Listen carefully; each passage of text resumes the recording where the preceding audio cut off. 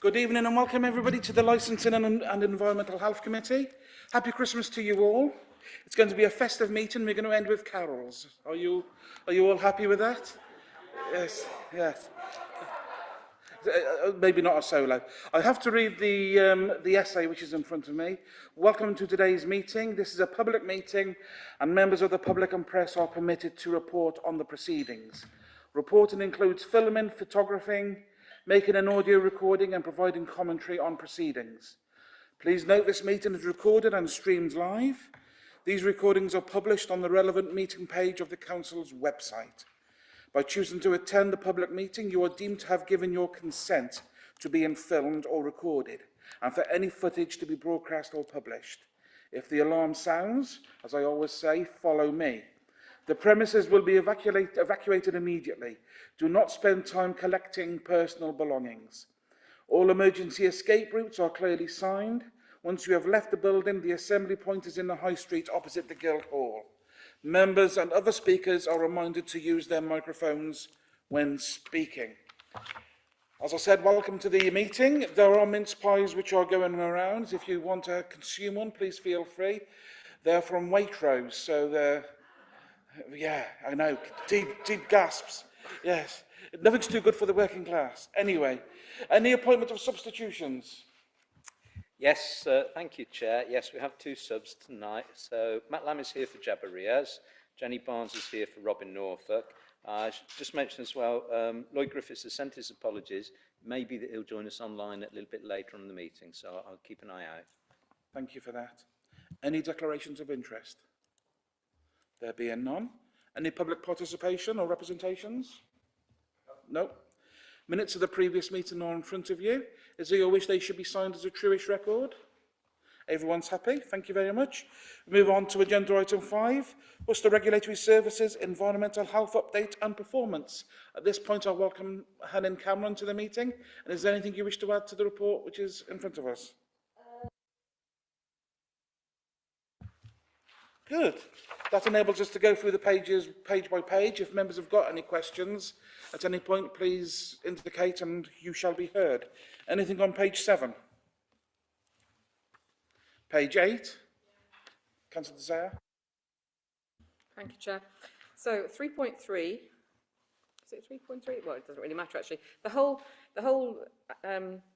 noise nuisance process and reporting and getting anything done about it is not only long-winded, but also effectively toothless.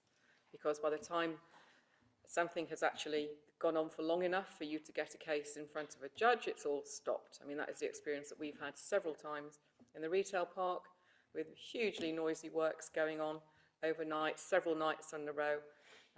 And although we have evidence and it's reported, there's nothing apparently that can be done within WRS. So my question to WRS, if there were to be increased provision for the law to be able to support you without having to go to a judge, maybe some sort of delegated authority, what sort of thing would you like to see?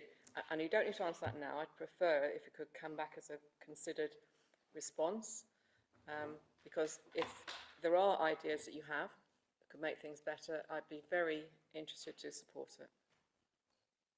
Helen, that's an interesting question because it...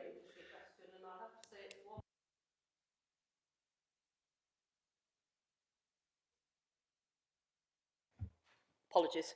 Yeah, it's a very interesting question and one of us that we have internally quite a lot. The law was framed a long time ago and it hasn't kept up with the way the world's changed from noise levels to developments in various areas, etc. And I suspect this is one for the politicians in Westminster to try and resolve. We have no powers under fixed penalty notices. There is the antisocial behaviour fixed penalty notices, which WRS does not enforce for the local authorities at the moment. But whether they would apply to some of the instances that you and I have been involved in is a whole other matter. The problem is with nuisances, noise nuisance or statutory noises, it's a criminal offence. Therefore, I've got to prove beyond reasonable doubt there is a problem. There is a power to serve an immediate abatement notice. with an incident reported, but that means we've got to send officers out sometimes late at night or early in the morning. And of course, like all local authorities, we just do not have that resource to make available, not least the health and safety considerations as well. So, I mean, could I just want, I think things like being able to accept, as long as you can verify evidence provided by others might be one route, because, you know, my residents do record the horrendous noise and they've made it available, but because it's not your officer that's heard it, it doesn't get adopted, so to speak, I think. So, yeah, that my question is about your thoughts as a body. What would you like to see? And I realise there won't be a quick answer. No, and I'll take it back to the people who do more nuisance than I do. Helen, can you comment on what would be required as a criteria for an immediate intervention under noise nuisance? Is it higher than a normal statutory nuisance intervention? The first thing we must have is a source, which is the obvious one, and what we call a receptor, which means somebody must complain. We can't go out and suddenly say this is a noise in this district that's awfully loud. We can probably deal with that informally, but there's got to be somebody complain to us that there is a problem, and then we have to go out and, for statutory nuisance purposes, discover how often it's happening, the volume of happening, the time of day, the environment it happens in, and what impact it's having on that resident or residents. So it could be disturbing sleep. And the main hours, although a statutory nuisance can be any time of day if it's ongoing, the critical hours are between 2300 and 7 a.m, which is World Health Organization's best for sleep times. But any one of them can apply at any time. But for statutory nuisance, some of them have got to come together. But for an Usually immediate volume. But for an immediate abatement notice, you need an officer on the ground in order to see, hear, and then act. And Is we that do. correct? Yes. We do, but they have to be pre-planned operations because of the resource we have available. So unfortunately, when we get a complaint come in, it could take us a couple of weeks before we can actually go out. I think the law was originally framed for these people who go on playing music at home, you know, for day after day, week after week. The type of noise that Jill and I, can I call you Councillor? Jill, sorry, I should say Councillor, Sarah and I, were involved in, were very much building development noise, which tends to take place in a concentrated period, and that is more difficult to do with, especially when a company doesn't tell you it's doing the works in the first place. Are there any other questions on page 8? Page 9? Oh, hands up all over the place. Councillor Murray first. Thank you, Chair. I'm just interested in the food safety and hygiene. I note we've got 98% compliant businesses, which is fantastic. I'm just wondering about the 2% that aren't compliant and what challenges are they facing, and are there any common patterns that are leading to that?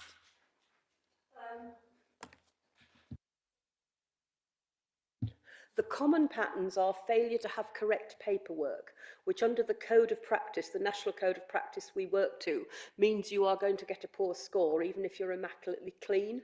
It's just the way the scoring's done. I don't necessarily agree with it, but it is what we are required to do by the Food Standards Agency. Often it's to do with pest control, and a lot of it's to do with cleaning, and a certain percentage to do with allergen safety. They will be subject to wider reinforcement, more visits and follow-ups. They won't just be left. I'm going to make an attempt. Councillor Subject. Thank you, Chair. Yes, again, it's about noise nuisance. At 4.7, you present a table of complaints, service requests, and there's one noise from domestic premises, and there's 167 service requests. And then at 4.8, it says 72 of these relate to barking dogs. And I'm wondering whether that's a trend, or is that something on the increased complaints about barking dogs? And it's about how it can be resolved as well. It's very similar percentages across the years, but I would say that those years have got to be taken post-COVID. It went up during COVID. Less responsible dog owners, people being at home with their dogs and then going out to work and not realising you can't leave a dog all day. but it is our most common complaint, is barking dogs. And unfortunately, some people won't be told that their dogs are barking until we've collected the evidence from recordings or whatever. So it's as simple as that. But if you're living next to one, as some of us have done, it is a horrendous experience. Councillor Scott? What's the advice that you would give to us or residents who are living next door to a barking dog?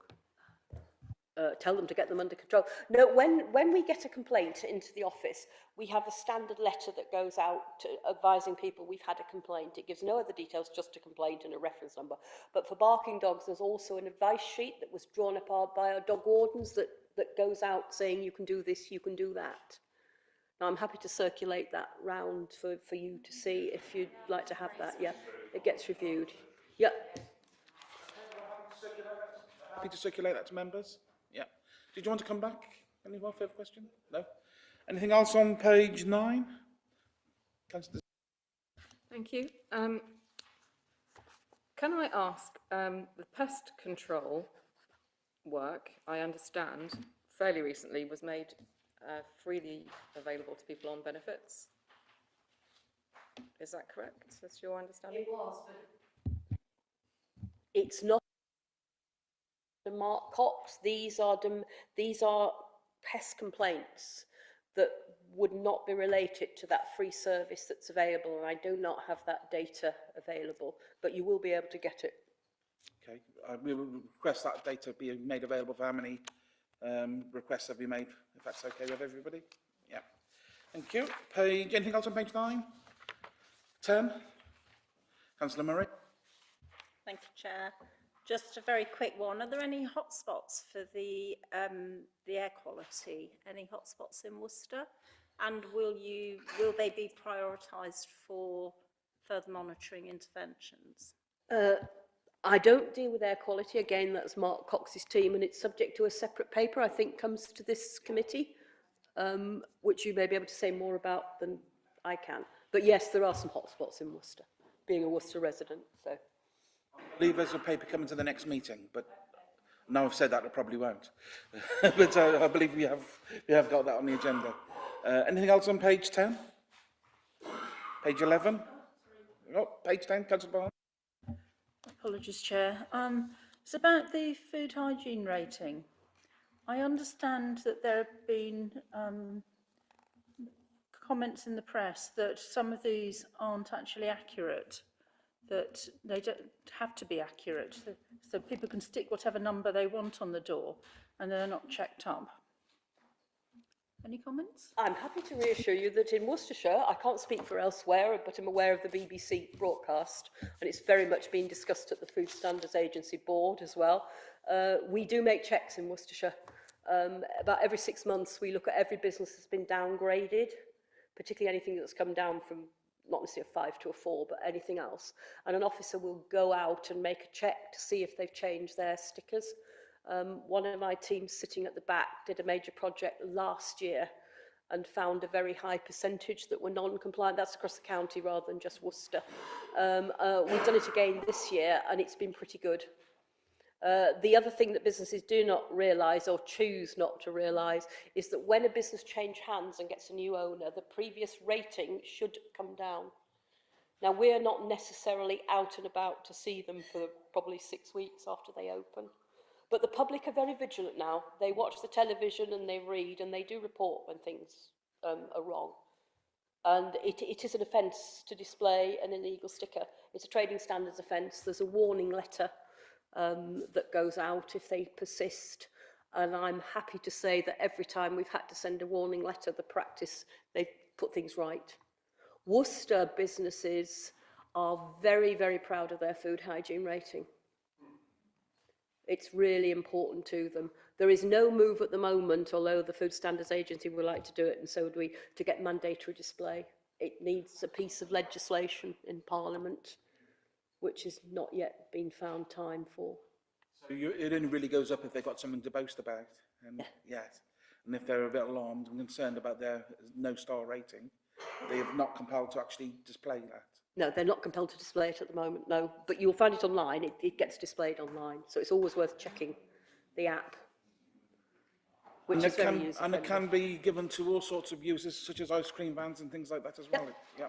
Yep. Good. There are a few exemptions. A small confectioner or a newsagent would probably be exempt. That does not mean if they're showing as exempt that they haven't been checked or inspected. It's just that they don't qualify for the full rating, but they're not left alone. And thank you. Anything else on page 10? Page 11? Page 12? And page 13? Councillor Desire? This is actually more of a general point, sorry. More of a general point. So lots of the standards that you're enforcing or applying also have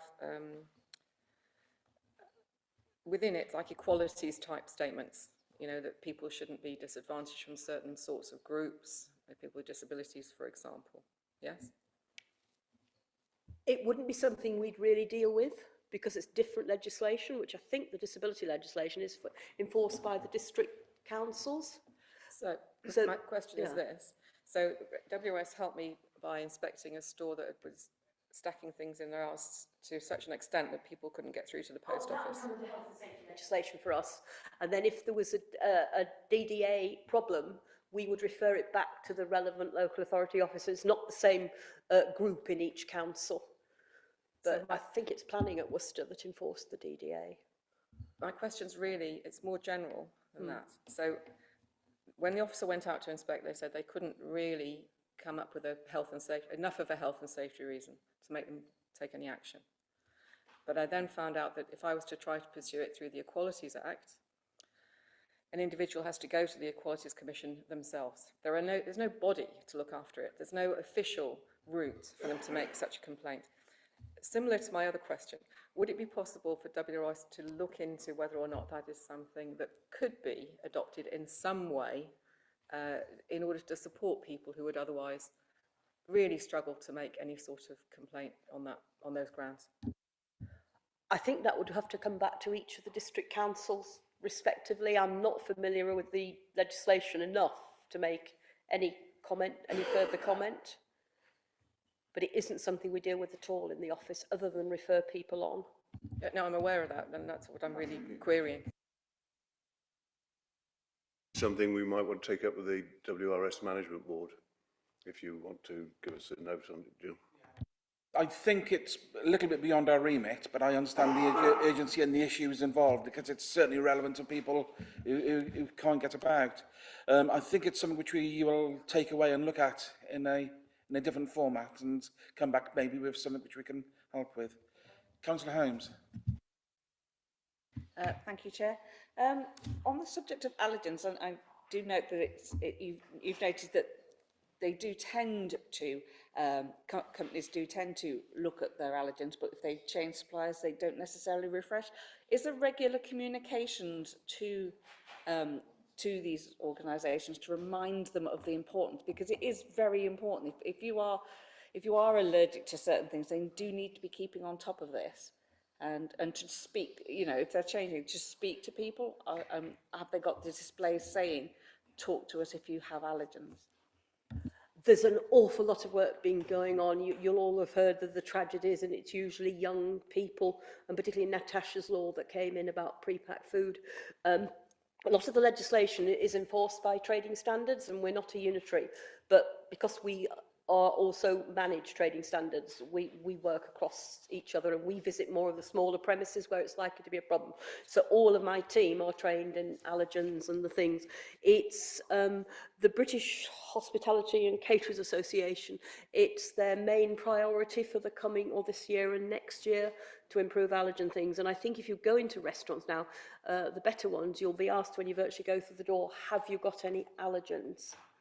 And there are many conferences going on. In the interim, businesses that don't comply, well, the public are very good at complaining, particularly people with allergies, and we do investigate complaints.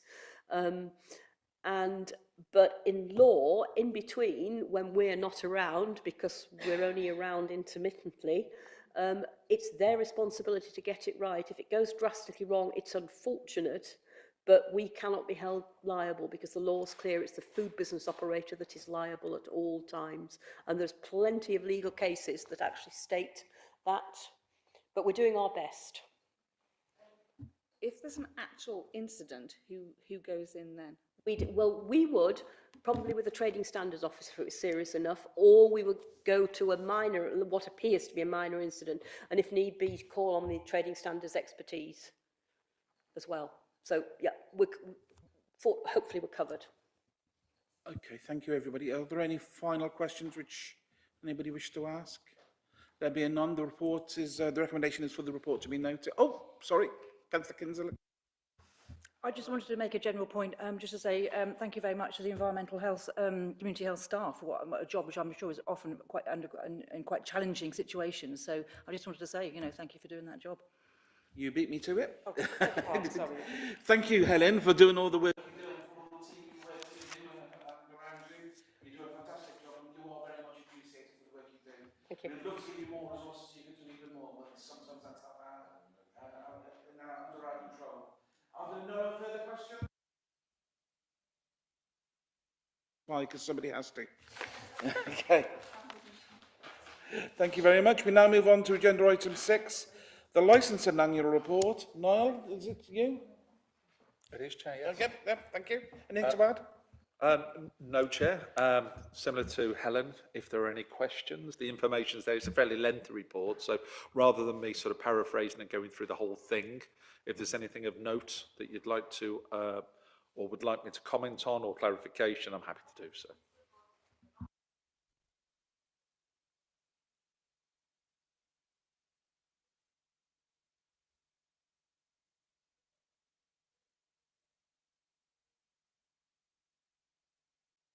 Page 16, 17, 18. Councillor Murray. Thank you, Chair. Just with regard to driver reviews and enforcement, I note that there's been a few serious incidents that have led to revoking of licences. And they were very serious, some of them, sexual assault and dangerous driving. So have we come up with any proactive steps that we can take in future to prevent any future events like this? I realise it's very difficult. We can't have cameras in the cars or anything. Yeah, it is. You've got to remember we're dealing with individuals. We've gone through all of the necessary checks to make sure that they are fit and proper persons in the first instance. Should they then go on to offend, it's always very difficult to know, you know, the individual.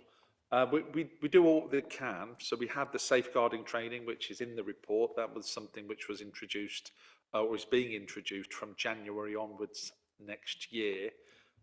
It's something that we just, basically, it's very difficult to proactively stop people from carrying out these sort of offences. It's circumstance, it's the individual, which is why we have the police force, otherwise we wouldn't need them. And as a licensing authority, we are very proactive and we liaise very closely with the police, which is why these are coming to our attention. Then we're in a position to present them to the members for you to take action. So as a local authority, I'd say that we're already being proactive because you're hearing about them and we're dealing with them. I know that in other local authorities, some of them go unheard and sometimes missed. So it is difficult. I'm not quite sure what else we could do, other than act as quickly as we can as soon as we're notified. I think deterrence is the biggest way we can actually handle this, and subcommittees actually doing the work which they're entitled to do within the legislation and dealing with errant drivers in the best possible way which they can. But that's for others to determine. Yeah. If it's some assurance, I mean, it is quite a robust process to get a licence in the first place. With regards to training and DBS checks and driving checks, and now with the introduction of the safeguarding training as well, and competency certificate that we've introduced. So hopefully we are getting the best candidates that we can, but as I say, it's very difficult, isn't it, when individuals then go on to commit a crime, even if it's not in their nature. What I would say is that the licensing training that's provided to members gives guidance on when you're making those decisions at committee about taking previous convictions very seriously, or all the information in front of you, and not deviating from policy unless there's very good reason. So what we tend to do is we will present to any driver or individual that where there are concerns over whether they should hold a licence, then it's your decision. So hopefully you're in a position to make the right decision. Councillor Scott? Yes, thank you, Chair. And just reinforce on how the subcommittee's been working on licensing. We're also presented with a really full account of the history of the individuals, so we can see what's been going on. So it's been, I think, very thorough. On the tables on page 17 and 18, useful summary of the numbers of licenses we got in the place. Is do I take it that if somebody's a dual driver, they're included? That's the summary of the others, isn't it? So the total number of licensees is 320 in the current year, or is it the total numbers I'm looking at? Sorry, Chair, no, we haven't done a total number, so those are the individual licence types. So it's dual 245 drivers, plus 68 320, plus 320 plus and on 80. top of that, private hire drivers, 68. Yeah, so it's a lot of licenses. When did we last do a capacity survey, and have any changes been made since the outcomes of that? When did we do the unmet demand? Not that long It ago. wasn't, was it last year? So yes, so Worcester City has in place a cap on the number of licences that is issued. It's been identified that there are too many vehicles licensed in the city. It's something which was monitored, leading to over capacity on the ranks and too many people chasing the same job. So what happened? We undertook the unmet demand survey. A cap on the number of licenses were put in place. That was set below the number that we currently have. So it's set at 231, I believe. And at the time of setting it, there were 365 Hackney carriage vehicles. Sorry, 265 Hackney carriage vehicles. Those numbers are coming down, and we've probably seen a significant increase this year, where 10 licenses have actually gone. There's been a fairly slow sort of reduction over the years. But we have to keep that cap in place, undertake the unmet demand survey. As I say, it was undertaken this year, which again, last year, which again said no change. No, the number is still the same. It's 230. We're still over capacity. So I don't know whether that helps, Chair. And of course, the taxi drivers in Worcester pay a levy on top of their licence fee to enable us to fund these surveys. But I believe they were previously for every 3 years. It's now every 5 years. Is that correct? That's right. Very recently, there's been a change in the frequency of when the local authority needs to undertake a survey. So we've recently undertook one last year, and it was changed. The frequency was every 3 years, so a triennial review, and that's in order to keep the cap. Without that, you cannot put a limit on the number of taxis that you issue. That's now gone to 5 years. Thanks very much. It was just to note that before we get to the item on deregulation. I think I've got two other speakers on this page, Councillor Holmes and Councillor Barnes. Councillor Barnes, then. Thank you, Chair. Obviously, the licensing sub is doing its job and is weeding out some of the worst offenders. However, not all vehicles are actually licensed in Worcester. So how are we dealing with those poor drivers or dangerous drivers if they aren't licensed with us? It's an interesting question and something which the later paper sort of touches on. So the enforcement of vehicles that are not licensed by Worcester City. We're in a unique position, WRS, because we are authorised to carry out enforcement on all 6 district councils within Worcestershire.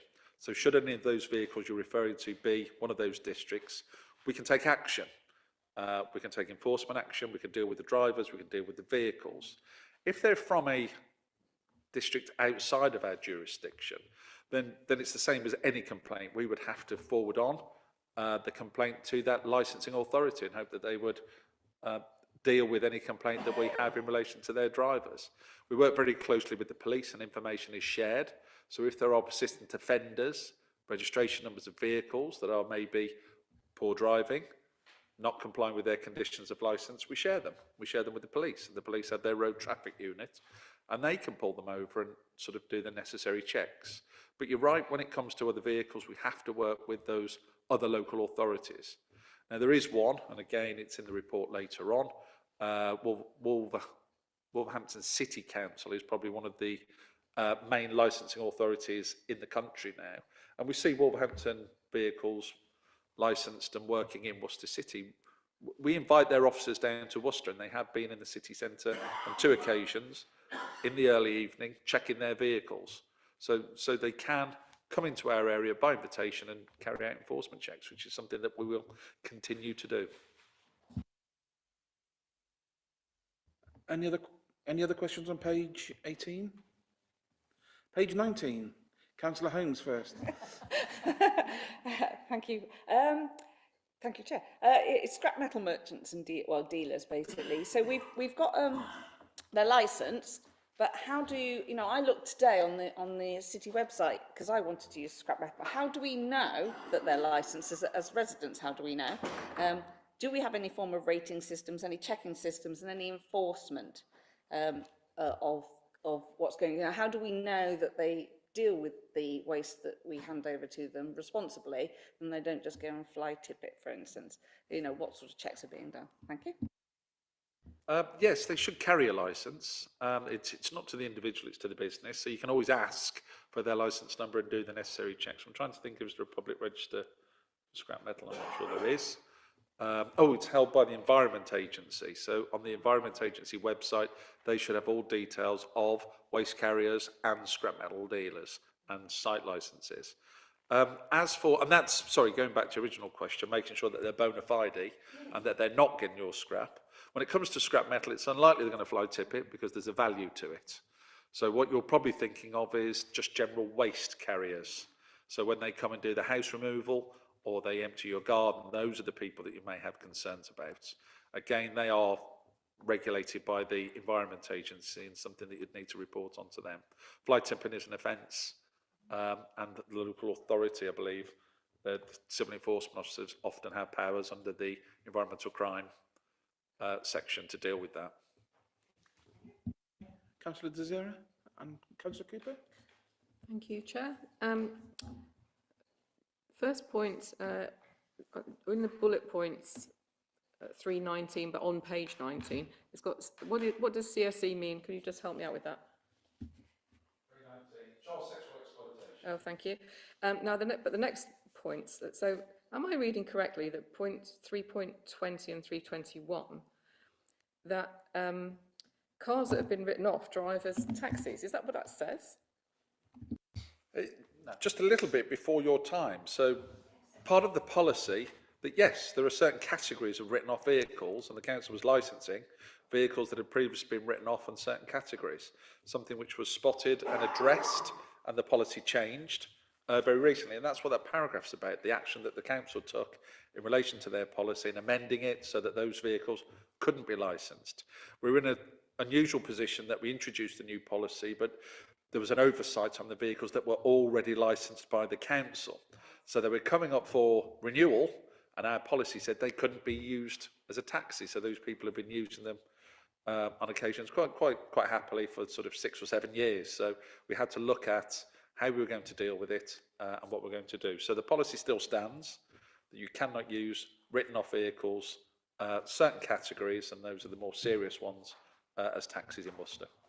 But all taxis are inspected and checked to make sure that they're safe and meet standards. Yes, on an annual basis. Sorry, on a twice annual basis. It's every 6 months. Thank you, Chair. My question is around mobile street traders, specifically the type of ones that sell light-up toys. We see them on Victorian Fair and Christmas Light Switch and things like that. I have concerns that sometimes some of those, for some traders, that they might not meet CE standards. And I was wondering what WRS or trading standards can do to make sure that those do meet the standards certified to help keep children safe. Thank you. Again, an interesting question. It falls out of the remit and jurisdiction of the functions that we carry out on your behalf. So for starters, they are peddlers, normally, peddling their wares under a licence which is issued by the police. So that licence can be issued from any police authority, and they can work anywhere in the UK, providing they carry their peddler certificate. I think it's only something like £25, and you see them, as you said, every light switch on and every fair selling their wares. Providing they keep on the move, there isn't really much that we can do about it as a local authority. And there was a case in Birmingham very recently which proved that still, even if you think that you can do something about it, it's even more difficult. How often do they have to move? Well, that's the point. Originally, there was an expectation that certainly every 15 minutes they should be off, and then we chase them up and down the high street, making sure they're on the move. Now, there was a case certainly very recently in Birmingham where they said, I think it was something that they'd moved, I think it was 10 times in 8 hours, and then they couldn't be cast as a static street trader, so they were by the very definition a peddler. So it's sort of put a bit of a confusion over who can and can't deal with them. The second part of your question around this sort of goods that they're selling is very much a trading standards matter. They would need to look at any complaints. Funny enough, we don't tend to get very many complaints because the nature of the goods are such that they're probably thrown in the bin the next day. So you know, it's not something that parents are particularly bothered about, as long as it flashes on the night, and then the following day their child's lost interest and away it goes. So it's quite disposable. But certainly we'd like to think that they're safe, but it's very much a trading standards matter. And trading standards is a county council function. And as much as we'd like them to come out and have a look at those, at the moment they're dealing with some other areas which is taking up an awful lot of their time. Some very important sort of bits and pieces around tobacco sales and vaping. Interestingly, they work in the same office as us, so we have a lot of correspondence and discussions with them. So we see the sort of work that they're doing. It tends to be more that sort of enforcement at the moment. But we can certainly raise it with them to see if there's any interest or whether they have capacity to come out and have a look at them. Okay, Councillor Scott. Chairman, in repayment for the wonderful gift of mince pies, I feel it beholden on us to ask, could you tell us about ice cream trading? What's been the issues in the year for ice cream trading in the city centre? Ice cream trading has always been interested in Worcester. We have a number of licence holders who have permanent pitches which operate on a static capacity, and then we have a number of mobile traders in the nature of ice cream vans and ice cream trikes.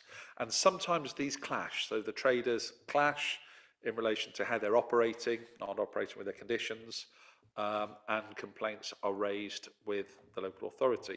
We have occasions where they are unlicensed, so they turn up on car parks, unlicensed, following TikTok and Facebook and all of these sort of sites, and turn up on an evening, having announced it an hour beforehand. The very transient nature of them is difficult to deal with. When it comes to reaction, you almost need the information in advance to be able to get officers out to go and deal with it sort of there and then. I mean, what we did, we have intelligence officers who've been monitoring social media to try and establish when certainly unlicensed traders are turning up. But we have a whole mix of complaints from trader to trader, trader of unlicensed, trader of licensed, and it all gets very confusing. What we are planning on doing is having a look at the policy, certainly next year, which will be brought back to this committee to hopefully address some of those issues. The difficulty, as I mentioned earlier, around the peddlers is the frequency of the trading. You know, how long should they stay in one location? And we do have conditions attached to the licence. We introduced them a number of years ago.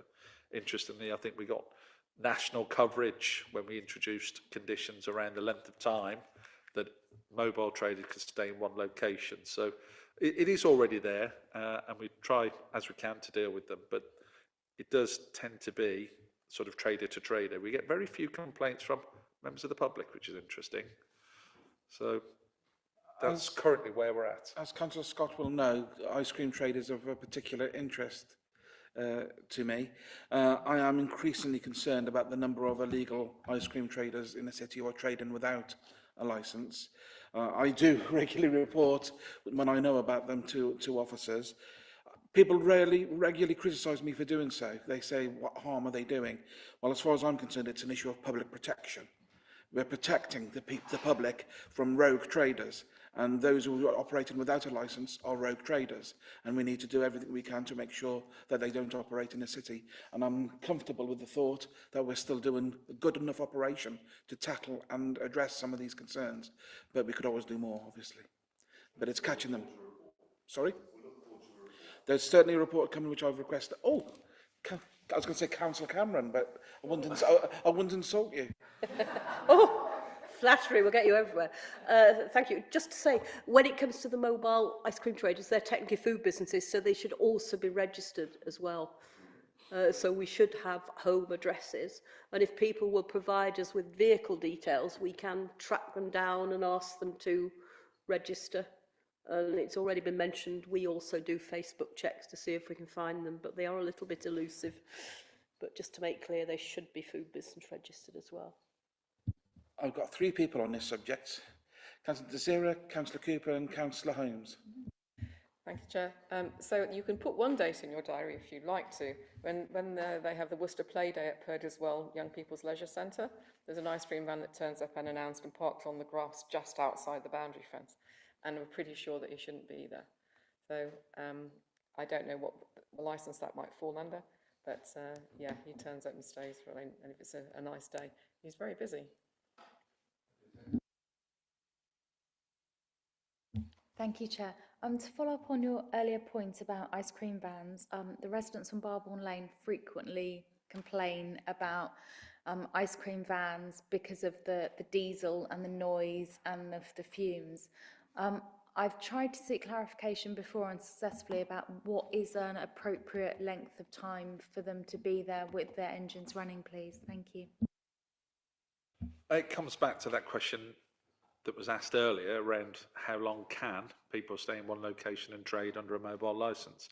It's really a question for the courts. You know, we would have to take formal action against the individual if we receive the complaints, because I'm not sure that we are, as a licensing authority, those complaints are getting to us.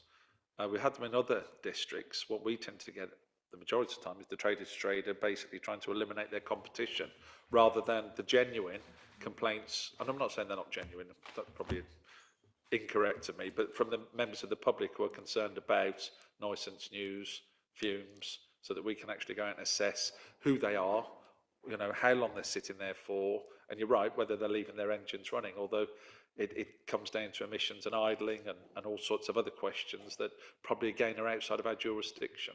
But we need to have a look at those complaints and assess them.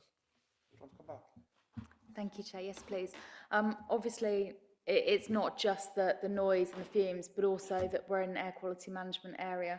So if any work could be done around this particular issue, I'd be very grateful. Thank you. I can assure you that Councillor Holmes and I, as Chair and Vice Chair, are looking at this issue. We are concerned about it, and the report which the officers have mentioned will be coming back in the new year. And one of the things which I have asked them to look at is a number of local authorities actually have a limit on the age of ice cream vans. And that's something which we don't. And then this may be something which we could look into in the future to limit the age, which would actually reduce the number of ice cream vans on the road, but increase the number of clean ice cream vans on the road who are not polluting the environment with diesel fumes. But that's something for us to consider in a future debate. Sorry? Or electric vans are available as well. Thank you. Councillor Holmes. Thank you, Chair. Just to be clear that about the locations, if they are not, or if they're on private land, if they've been invited to an event, then they are licensed. We can do no enforcement? Again, an interesting question. It's where the public have access without payment. So if it's a private event and people have to pay to go in, it's not street trading. If it's a private event and people can just wander on, so any park, then it is street trading. But it really depends, and that's something we're going to clarify in any amendment of the policy, because it is fairly loose at the moment, because any sort of sports day in reality with any traders or any fete is street trading, and they'd all need to get a license. So it's not something that we want to sort of curtail that activity, because more often than not, great fundraising events, and we want the traders there. So it will all be addressed hopefully in the new policy that's being presented. Okay, can I move on and turn the page? Page 20.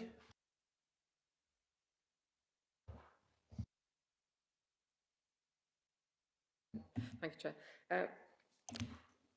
3.29 talks about charitable street collections. Are there collections that are not for charities that happen? Are you aware? There are indeed. Yes, something that we've been looking at and we've been invited on a national panel to look at. There are other groups that aren't collecting for charity that apparently are operating with impunity. There is no way of sort of regulating them, and they're collecting money. So it comes down to the individual to ask the question where the money's going and what it's going for them to make the decision and not give cash to those individuals. It seems to be that, up and down the country, we were receiving a number of complaints about a particular organisation that was a CIC, isn't it, or the other way around, which is, yes, community interest groups that have been prosecuted in other areas because they were purporting to collect for charity, and that was the sort of the mistake that they made and soon learnt from. So they stopped saying that they were collecting for charity. At the moment, I'm not aware that there's any way that it can be controlled. But we are looking as I say, we've been invited on a national panel with the fundraising regulators to see how they can be addressed, with hopefully recommendations given to Parliament to get some legislation in to change it. Thank you. Just quickly. So we also mentioned at another time, people are accosting people on the streets, like a number of them at the same time, and whether or not that was going to be something you could look into. Not charities, but these are businesses, and they say they are, but if there are a lot of them on the high street at the same time, it can be quite intimidating, I think. Not just chugging as charity. So where we were at, there was a call for evidence. So I believe it went to the PED committee, where they were looking at, again, the community interest groups and the numbers and the complaints. We're just not getting the complaints from the members of the public to be able to justify. You could maybe introduce a public space protection order, PSPOs, something along those sort of lines, to stop or limit their activity. But it needs to be evidence-based. And we'd left it, certainly with the town centre manager, where they were gathering evidence from the community, the contact centre with people, and we were asking people to write in and, lodge their complaints. And it seems to have died off. I don't know. I haven't been on the high street for a while. I came in during the Victorian Fair. They certainly weren't there then, and I'm not sure whether they are still there on a weekly basis. No, I think the activity seems to have dropped off a little bit. It was prevalent in the summer. Yeah. So whether it is weather driven, I don't know. But yeah, certainly it is something that's being looked at sort of nationally as well. Councillor Cooper. Thank you, Chair. Just to assure members that through PED there is a Street Collectors Code of Conduct, and that was mainly because of the people trying to sell wristbands for mental health, but again, no indication of where the money was going. And I think that has been fairly successful. That seems to have been a lot less, but that is there. Thank you. Thank you. Page 21. Councillor Sobchak. Thank you, Chair. Looking at animal licensing and the table at 3.35, I noticed that there's just been one licence for daycare for dogs issued. And yet when I do a little search on the internet, lots of daycare services come up. So I'd like to ask a bit more about the background for the scope of licensing for daycare for dogs, but also whether it extends to home visits, businesses that do home visits, and exercising of dogs as well. I'll answer the second part of your question first, if that's okay, because that's fairly straightforward. It's no, it doesn't. Dog walking isn't regulated at the moment, and people going to your home and looking after your pet in your own home, again, isn't regulated. So it's the business premises that is licensed, as well as the activity.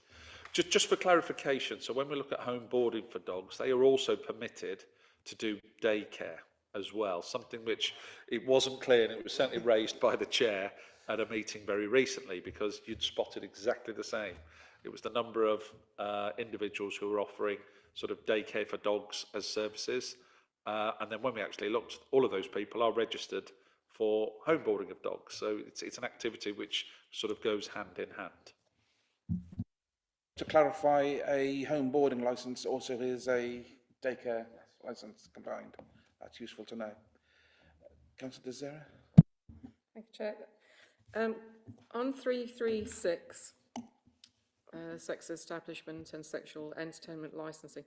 As part of gambling regulation, there are things like they have to put up notices to say, you know, stop when the fun stops, and limits can be applied to machines to make sure people aren't going crazy with what they're gambling. When it comes to going into some of the sex establishments in Worcester, we happen to have heard some detail from something we reviewed in a subcommittee. The cost of being in there is massive.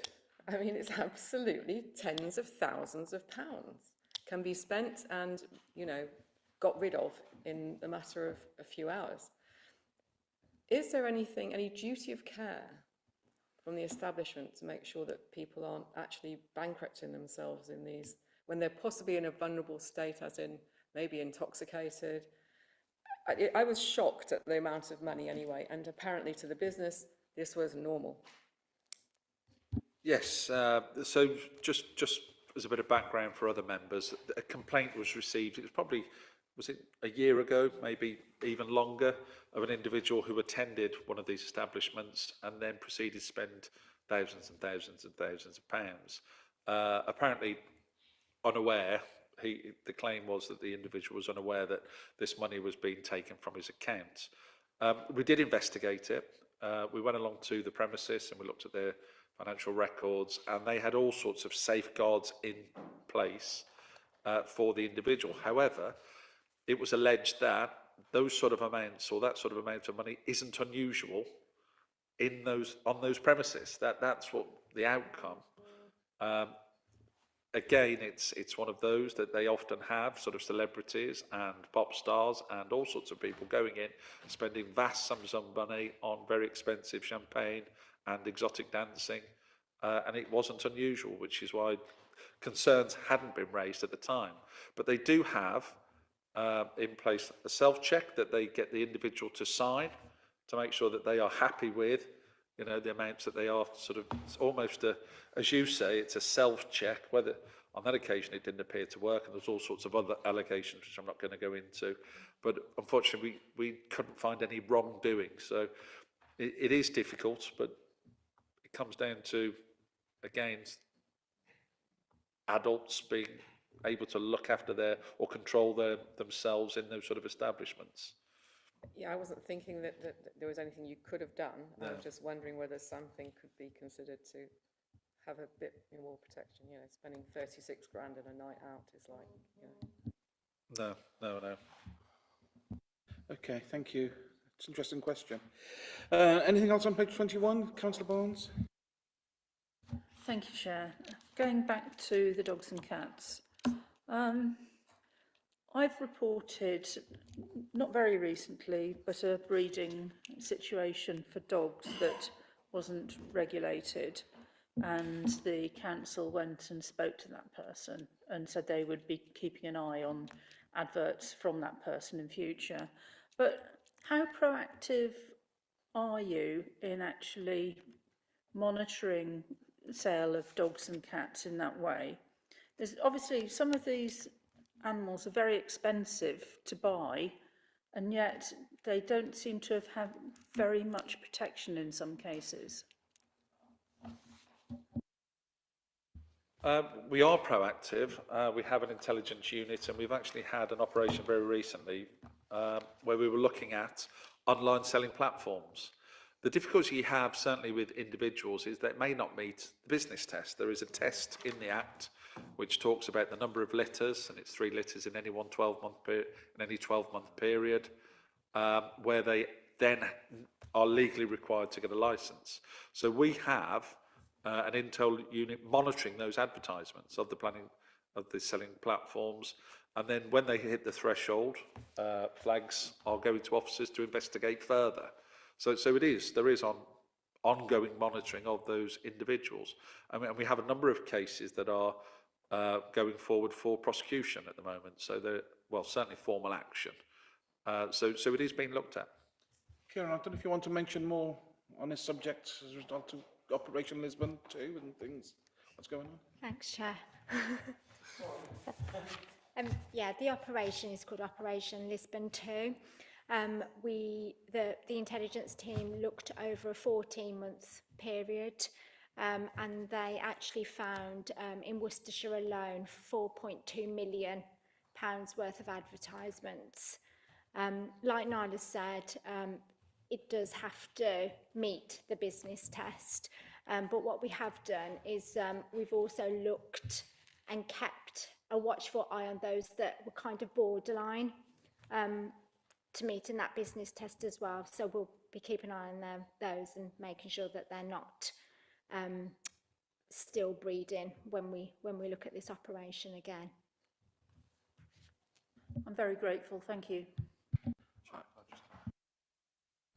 Just to come back on that, we certainly saw a rise in COVID of breeders because people were at home and they had the opportunity to breed dogs, and there was a big demand for them. We have seen that demand reduce, certainly over the last 4 years, but you're right, the activity is still taking place and it is still being monitored. Councillor Holmes, did you? Yeah. Thank you, Chair. This is something that was brought to WRS, as Kieran said, and there was a very useful and in-depth report on it. So I would be happy to forward that. If you know, I think the members of this committee would be really interested to see the actual in-depth work. It was really quite an important piece. I forwarded it to my CNT because they'd raised issues as well. Yeah, I think that might be what's relevant and what's legally possible can be reported to members. That would be grateful. We'll see. But I know there are some legal issues relating to it, so you have to be a bit careful. Well, I meant the public, yes. The public minutes. Yeah. Yeah. Okay. Anything else on page 21? Page 22? Do you want to speak on page 22, Councillor Desire? No. Councillor Smith? Thank you, Chair. In regard to enforcement, can we make a referral to the Environment Committee to discuss more funding for enforcement and transfer some of the responsibility to our own civil enforcement officers? That's an interesting proposition. Is there anything that you would want to suggest? Because we've got no financing, have we, as a licensing committee? No. We'd have to make a referral to the Environment Committee if that's what members want. I think there is some... Sorry? Oh, hello, Lloyd. You look Big Brother over my shoulder. Lloyd, did you hear the question? Is there anything you want to say to us? Chair, it's within your gift to make the referral, but obviously you are aware, and members will be aware of the council's financial position, so it would prove very, very difficult for any additional money, certainly new money, to be pumped into additional enforcement. I think if it's also around the issue of perhaps utilising other staff to be able to do sort of cross enforcement, there are also some risks with that. So I'm just wondering whether or not there could be a conversation that could be taken offline around this one before a referral is made, because I think it would be difficult for us as officers to be able to recommend that. Can I ask for you to give us delegated responsibility to the Chair and Vice Chair to take this forward and see, have discussions whether a referral to the Environment Committee would be useful? I can think of some examples where we would like to have more information about how much it actually costs us as a council to actually have our enforcement policies within licensing, and also whether there's any opportunity for us to use other resources which already exist to transfer some of those operations to it. If you're comfortable to allow us to have that delegated responsibility to talk to our officers, to look at this and then make, if necessary, referral. I'm conscious we're in budget time and in the budget process, so we'd have to make quite a quick decision on the subject. Councillor Scott. The last time we did this at PED, we were reminded that you don't have delegated powers, but the Chief Officer does, in consultation with you. Well, yeah, fine. Okay. Are you happy for us to use those powers one way or t'other? Yeah. Yes. Thank you very much. And thank you, Steve, for raising it, because I think it's a very important issue. One of the biggest criticisms I see is the lack of enforcement. I don't think the public actually appreciate just how much enforcement does take place in their name. I think there was a recent event in the city centre on a Thursday or a Friday evening when our enforcement officers went out and over 80 tickets were issued just in the city centre. And that makes a clear difference. So we're watching you. Please be observed. Please be aware that you're being observed, and please behave, because we will tackle any people who are culprits in ignoring enforcement in the city centre at night. Anything else you want to add, Lloyd? Not from me, Chair, no, thank you. Anything you want to add, Niall? No, Chair. Anything else on page 22? No, fine. Page 23? Thank you, Chair. 3.46, we've got the final bullet point, breaching licence conditions. So I have sat on a number of subcommittees, as you know, to look at licences when they come up for renewal, and what would be a breach of the licence condition in particular? I don't think I've come across that one, so it'd just be useful to hear. Do they get referred to subcommittee too? Yes, they would. So we thought that it'd be useful. This information hasn't been included in the annual report before, but again, it comes back to that sort of enforcement work that probably going unobserved. So that is the amount of penalty points that have been issued to Hackney Carriage and private hire drivers over a 2-year period. Now, when we're talking about breach of licensing conditions, we pulled out some of the main ones. It's very similar. It's all of it.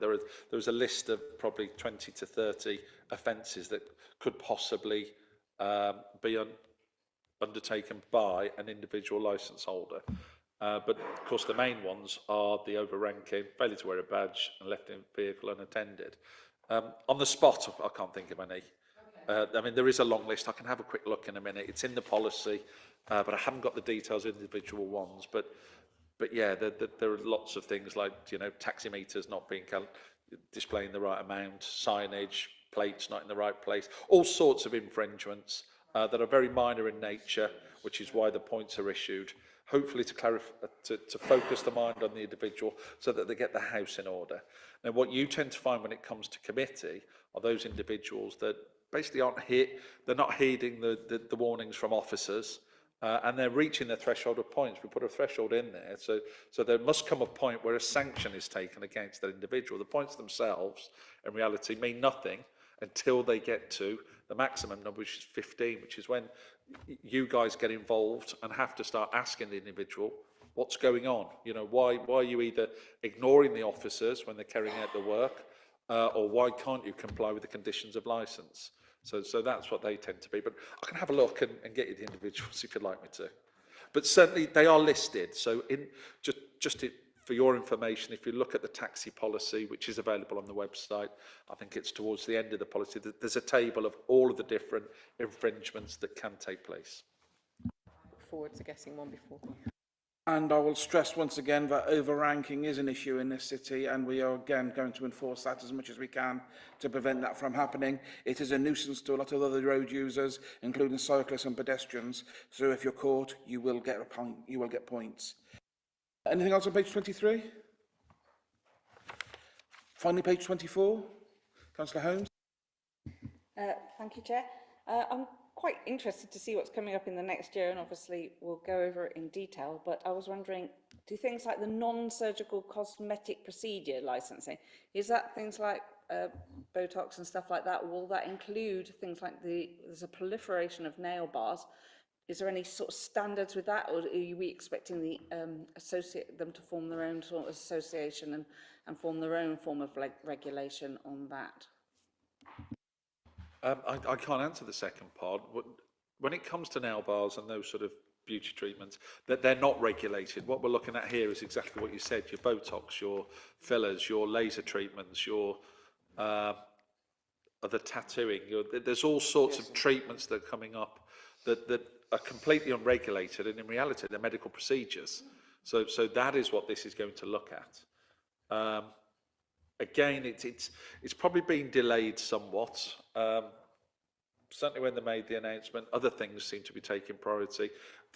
Something that we weren't even aware of that's listed is the tobacco and vapes bill. That just appeared.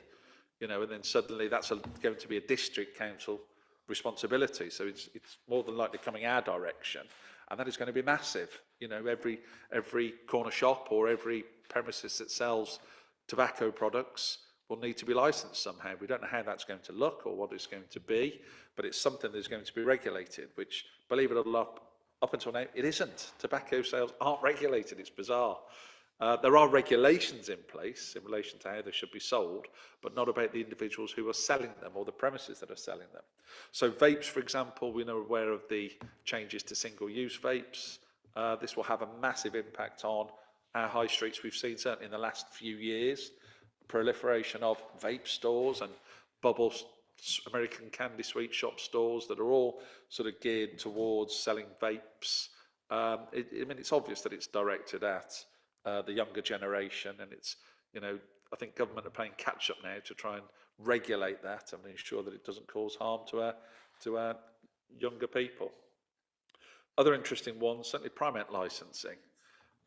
We have animal activity licensing, we have dangerous wild animal licensing, but they pulled this out. Believe it or not, some information in the background is there are currently 200 individuals up and down the country with a DWA license for primates, but they believe that there is something like 4,000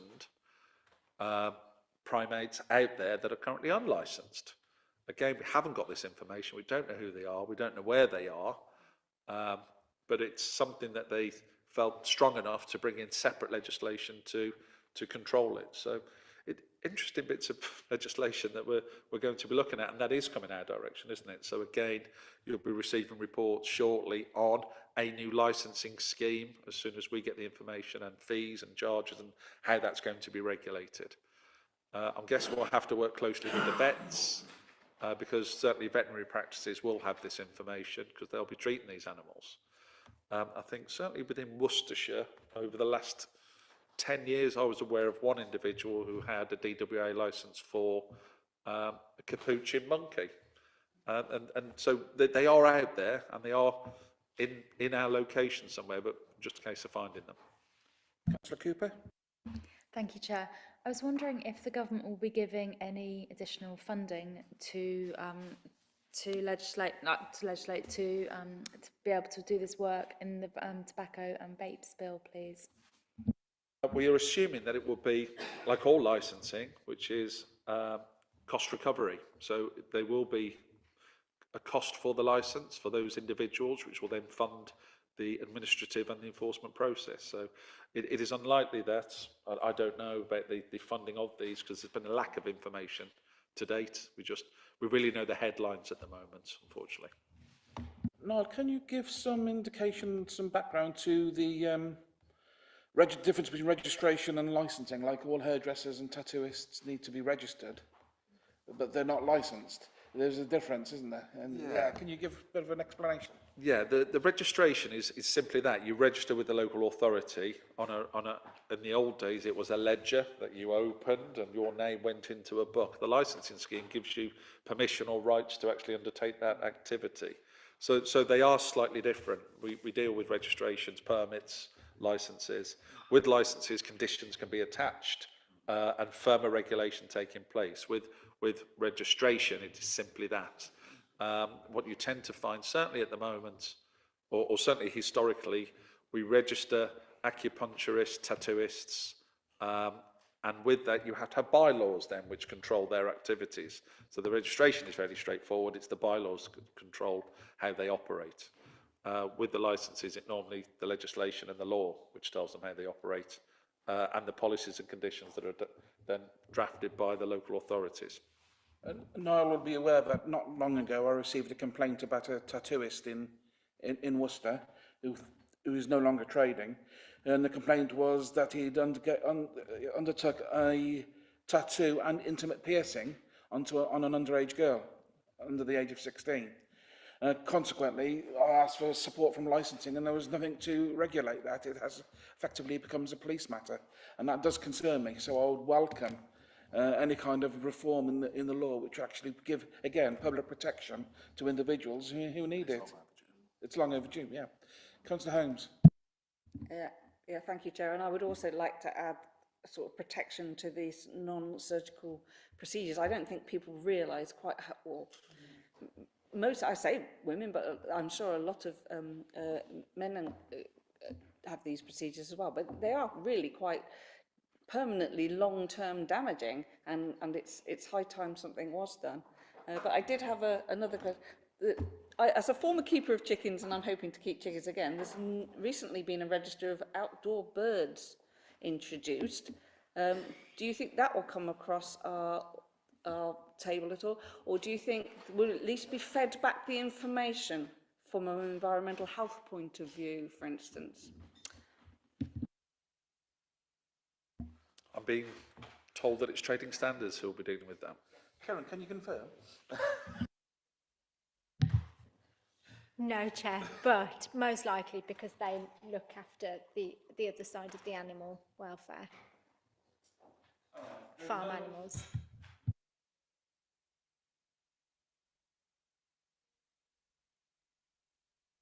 There are no other questions. That's quite a comprehensive report we've had.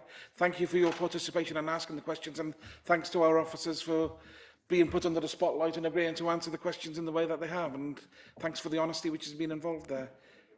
You can't go home now, so the next item on the agenda is agenda item 7, which is an information report for you to note about the Deregulation Act 2015. Niall, do you want to add anything to what's in the report? No, Chair, no. Other than we were asked to, or rather we thought it prudent to put this report on the paper because there's certain misconceptions around taxi licensing at the moment that are being put forward to the local authority about the control, what we can and can't do. And the idea of this report really is just to inform members of the current legislative framework that's controlling taxis, information on the Deregulation Act, again, what that did, which hopefully the report covers, in relation to sort of opening up private hire operations to almost UK companies and removing borders, and how particular companies operate, such as app-based operators, such as Uber, Bolt, Vizu, which are all very prominent in most UK cities and are becoming more and more familiar and prominent in Worcester. So hopefully the report gives you that information and gives you the information to be able to, if you are contacted, which you may be from members of the taxi trade for support, you'll be able to inform them of what you can and can't do as an elected member, or certainly us as a council in relation to the legislation. I'm happy to answer any questions. I think it's fair to say and point out paragraph 2.2. Officers and I attended a meeting with the taxi industry representatives earlier in the year. It got a little bit heated at times, but I think it's fair to say they did not understand the limitations to our powers. And the consequences of that are that I promised to get a full report here today so we could see what those limitations are and they could see that in a public realm as well. I think it's also fair to say that our role as a licensing committee, again, I come back to the point which I've said several times tonight, it's about public protection, and our role is not to support the industry, but to protect the consumer, and that's the important part of our role.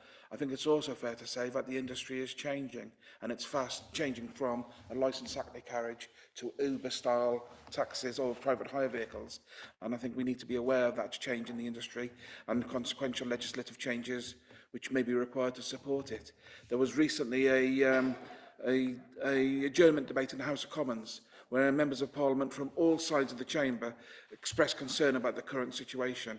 The government said they had no intention of making any changes and were keeping on the policy of the previous government.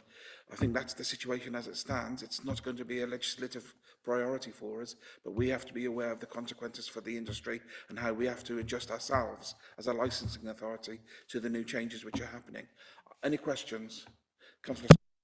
On the applying for hire question, on which paragraphs 316 to 319, so this is quite reassuring that we don't see that these externally licensed taxis or vehicles are actually picking up casual pedestrians. Are we sure about that? As far as we are aware, we have made checks with operators in those districts to see if bookings have been made, And of all of the reports that we've received, they have all been legitimate bookings. So is that the question you're asking? Well, if you're talking about general operation, I'm concerned we should keep a careful eye on this because they could be off book, actually, couldn't they? They could easily pick up a passenger and say that'll be a tenner, and doesn't appear on any documentation. that's exactly blind for hire. That's the whole point. So yeah, it does come down to Observation monitoring. and enforcement. Yes. So, and some of these, as I understand it, some of these private hire licensed through another authority will be, quite a lot of them are city residents. Are they going to also have a Hackney licence from the City Council? Again, a good question. I mean, some have. So they are running both of them alongside at the moment. Some of them haven't. Some have never been licensed within Worcester, and they're licensed with another local authority. So it really is their choice. How many licenses can an individual have? As many as they like is the response. So you don't think it's happening, but you're keeping an eye on it. But if we do see it happening, we don't seem to have any teeth on what to do about it, apart from having a word with the licensing authority in Wolverhampton or Birmingham, whatever it is. Sorry, I may have misled you there. We do have enforcement powers to deal with it. We can prosecute anybody who is caught applying for hire within our district. In fact, very recently, we've identified on one of our enforcement evenings an individual sitting in a vehicle who wasn't licensed, and we are looking to take formal action, and we have previously prosecuted individuals for that who do not hold licences. Through the magistrates' court. So very reassuring. just for clarification, just going back, we can take enforcement action. Well, I think you didn't say that in the report, but that does help. Only Hackney carriage licensed vehicles can apply for hire, and if anybody sees a private hire vehicle of any description from licensing any authority doing otherwise, they are liable for prosecution. But it's the issue about enforcement and our ability to do that, which comes back to the issue which we referred to another committee for funding. So, is there any other comments about this paper? Thank you very much. It is noted. I now move on to pavement licensing, only a small issue. Niall, have you got anything to add?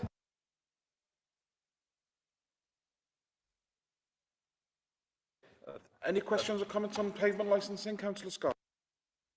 Thank you, Chair. I'm the officer who was named in it as having replied separately and in detail. And what I did was is reflected in the highlighted sections of the draft policy. And so the first thing I'd point out, and I'm probably to blame for this, I've inserted a very bad double negative. Is there a good one? Which is, I think it's 5.2. It says not unreasonably unhampered. It should be not unreasonably hampered. So there's I'll point it out to you later, but just a correction on that. No, but the main thing I want to say is that and I'll repeat a bit what I said at PED. I think pavement licences have worked in the city from the experience of the COVID regulations, which is basically a very liberal regime, and that's benefited the city enormously. And as far as I know, we haven't had a raft of complaints about it. I think Site Concern, if you ask them, will say they'd like to do it this way, but there haven't been a flood of complaints, which isn't necessarily the right thing to do. So there are clearly some issues which we do need to address on how it's going on. So the experience of doing it through COVID has been a positive one, and that was unregulated. My concern was, when I read the first draft, is that we were necessarily, by defining lots of things, started to bring in some specific controls, which when it comes to consider of applications and enforcement, we may be eliminating some things which make a lot of sense on the streets. So the key phrases to me are about considering each case on its merits, looking at its details, looking at its content and looking at its scale. And the observations I made at PED were particularly about the streets in question vary a lot in terms of what the streets are, and they vary a lot in terms of the times of week and times of the day. Now, what it requires is, if we can, be quite smart when we come to appraise these applications, and in discussion with the applicant, agree with them the conditions we'd want to pose on them. So it's very hard to say you shouldn't be putting the same time on for every street, the same time limits. Some streets you clearly would want people to clear off at servicing times. But after the servicing time, they could perfectly reopen them. So that's one point. Be very sensitive and look at the conditions. In terms of the main amendments are made, we're putting in words like advice and normally and reasonably. So, and distances are a good example of that. 1.5 metres is seen as a minimum, but it might be too much. It might be not enough in some circumstances. So don't be rigid, taking it 1.5. The other thing is that working in a situation like this does require quite a lot of detailed and ongoing discussion, and it requires our officers to be consistent, because otherwise they'll be saying, "Oh, we don't want to talk to her; she's terrible." But send him along; we'll praise those. So we've got to be quite sort of sensitive on it, and it would be nice to have some consistency in how they're looked at and how they're measured. Anyway, it's a complicated and it'll be an ongoing situation. I don't think it'd be too much work to ask for a detailed report on how it goes, but I will be keeping a careful eye on how it goes in the city centre, and whether that's enough. There might be a more rigorous monitoring which you can offer the committee, which I think would be beneficial when we've seen how it's gone. I won't even mention A-boards tonight. No, please don't. I think it's fair to say that you will see a report in next year's annual licensing report on this subject. Do you want to add anything more to that? Yes, it's certainly something that's come to light whilst we've been looking at the new policy and the old policy, and the fact that Worcester was in a unique position where it was actually regulating street furniture before the temporary pavement licence street scheme came in. So we had a street amenity scheme in place. And of course the guidance, and it's been pointed out to us in the office, is that should you have had a scheme which was licensing tables and chairs, you shouldn't now be taking it as an opportunity to sort of review licenses when they're coming up under the new scheme, which is really strange. So when we were trying to look at times and locations, we're having people throwing back the government's guidance at us, saying you shouldn't be looking at our licence and you shouldn't be amending it, because that isn't what the guidance says. We are looking at it, and yes, it is guidance, but we are taking that consistent approach. So we are looking at the things that you've said and the things that are now included in the policy. Consistent in terms of being flexible. Thank you. Yes. Yes, that's it. Got two other speakers, Councillor Zera and Councillor Sobczak. Thank you, Chair. I hate to correct my fellow councillor, but certainly complaints came into me. Oh, did they? Yes, and the reason we had the blind walkabout was particularly because one of my blind residents had fallen over in the Crown Gate Centre over some tables and chairs that were not properly fenced off. Inside the Crown? Yes. Not on the open street. Yes, but nevertheless, it was an example of where she was with her guide dog, and the way it was laid out meant that she came cropper. Anyway, so there have been complaints, and I know very well also other people from Sight Concerned who are very interested to see this progress in a way that will support their needs. Thank you. Councillor Sobczak. Yes, following on from that, I too was interested in Annex B, which is the standard conditions, and the highlighted yellow text, which I assume has been amendments on the earlier draft. I was particularly taken by the consultation response from a blind or partially sighted organisation, which has been included in full Appendix 3.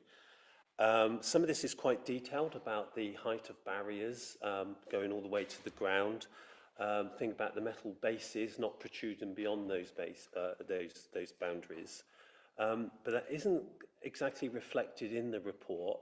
And I'm wondering how, may I ask, how that consultation response was considered and how we arrived at the strict numbers, if you like, that are in the report presently?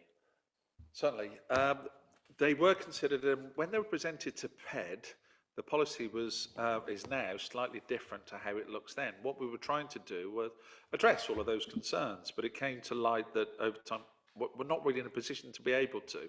The types of barriers that are available are fairly limited. We put in place that we wanted sort of solid barriers, floor to ceiling, not ceiling, to floor, from height to floor. And then when you actually look online at the manufacturers of who produce these barriers, suddenly the costs of these things are going up tenfold. I think it's somewhere about 7 times more expensive than the barriers that we see out on the street. So, but by including this in our policy, suddenly we're putting in thousands of pounds on businesses out there for furniture which they've never had previously. So that's one element. So we were trying to do something right, following the concern, but then the knock-on effect of that, affects the businesses. So then you look at the types of barriers that are there, and they mention the ground supports, and again, they're all fairly standard sizes. So the round sort of supports that hold these barriers in place are all standard. You look at them, and I've done research online looking at them to see, if there are different types of barriers, and they doesn't tend to be. They all tend to be very similar. So it's really difficult to get a policy to address what is available unless they're buying bespoke furniture. And I think that's the issue that we have. What I will say is that a policy, once it's been approved, it can be reviewed at any time. So should it be found that it isn't fit for purpose for whatever reason, we can bring it back and have another look at it. But it was proving very difficult to try and address the concerns of site concern, the minutiae of detail around sort of the barrier footings and the types of barriers that are being used. And that's sort of where we came to. James. Thank you, Chair. Just a really quick question regarding the fees, and I just fear that some smaller businesses will find those fees prohibitive. Is there anything we can do to support small businesses in applying for licences? Not from the licensing section. I believe the economic development have all sorts of small business grants and support that they can give. So as a council, we would probably be signposting them towards the economic development team. When it comes to licensing itself, the licensing has to remain cost neutral. So the licensing isn't looking for internal funding to fund this particular piece of legislation and this scheme that's been put in place. So we have to set the fees at a realistic level. Now, we did look at them, and the fees are within the legislation. They are set. There is a maximum permitted, and senior management have looked at this along with the finance team, and they put it at the maximum to recover costs so that it isn't being run at a loss, so that it doesn't have to be supported from the councils. As we know, finances are tight from other areas. So that's why it's been set. And yes, you're right, it does seem quite expensive for the licence, but you've got to bear in mind, it's a 2-year licence. So it's not a 1-year licence, we've gone to the maximum. So again, that was within our gift, and we've gone to the maximum 2-year licence for the fees. And what I will say is, for those that are currently licensed, any application received is treated as a renewal. So all of our businesses that are currently licensed will come in at the lower rate because they're treated as a renewal. So you're right. Have we benchmarked the fees that we're going to charge? Are they benchmarked against other councils? Certainly within Worcestershire, we've recommended setting the fees at the maximum for all 6 districts. So certainly within the Worcestershire, and certainly the local authorities that are under our sort of control, or the ones that we administer the scheme for, those are all being set at the maximum. But as you said, this will be subject to review, yes. And if it becomes a problematic issue, it will be changed. It's so yeah, we have that opportunity to change it if we deemed it necessary to do so. Councillor Hone. I'm hoping this is fairly quick. If we agree and approve the fees and this policy, when will it come into force, or do we have to wait for all the other districts, or do we just crack on our own? And when do we think that might be? Go to council. Yeah, there was a recommendation in the report, Chair, that the fees go to council for approval. And I believe they're also going to a financial committee somewhere as well to be included in the budget. It's entirely up to the council. Our proposal were to get them, not wait till April, and get them into place as soon as it's been agreed by council. Is that Lloyd in the background? Just appeared. He's on my shoulder. So unless Lloyd has anything further to add. Lloyd, have you got anything you want to tell us about this implementation? No, Chair, I think Niall's right. It goes to P&R committee as per the normal fee and charge setting process. It'll then go on to council. So by late February, fees and charges will be nailed down. And I think as long as we've got all the behind the scenes arrangements in place, we can go before April the 1st. Thank you very much. Any further questions, comments? I need to see a show of hands in this, as it will be a referral to council. All those in favour of the recommendations? That is unanimous. Moving on to the final item tonight, licensing environmental health fees and charges. Again, I turn to Niall. Is it you? It isn't, Chair. It's the licensing manager. I'm sure you're sick of listening from me. Yes, Karen, it's up to you. Thank you, Chair. Licensing environmental health fees and charges are set out in Appendix 1 of the paper. This report, for those that are long-standing members, you'll see this report every year. It's usually in the same format, and it just goes through the fees and charges that we recommend after assessment of a number of things, such as income, expenditure, costs to the council. Myself and Lloyd, we sit with finance officers and look at the income that has come in from each area and the costs that it's cost the council to actually execute those licences, and then we recommend a percentage increase for 25-26. Majority of fees have gone up by, we're recommending 4%. Those include licensing, food, health and safety, pollution control and technical services functions. And there are some fees that we have set at a lower cost increase at 3%, which are animal licensing and scrap metal. The report highlights the discussion that we've already had around the £25 fee that the Hackney Carriage Vehicle licence is currently, drivers currently put into a reserve for their unmet demand survey. Thank you, Niall. And it also refers to the pavement licensing fee that we've just discussed as well. I'm happy to take any questions. Thank you. The only thing which I would add at this point is I don't think many people can actually read Agenda Item 9, Appendix 1. It might be useful for that to be recirculated to members in a bit of a larger font, if that's possible. But I see that's not a reason to not approve things here today. I think members might like to see it in more detail. Obviously, simple answer is you can view it online in much bigger format. When the fees and charges report goes through the policy committees, we'll have a look at the way the paper version comes out. I think I'm happy with that. Is everybody happy with that as a straightforward? Councillor Cooper, have you got a question? Yes, please. Thank you very much, Chair.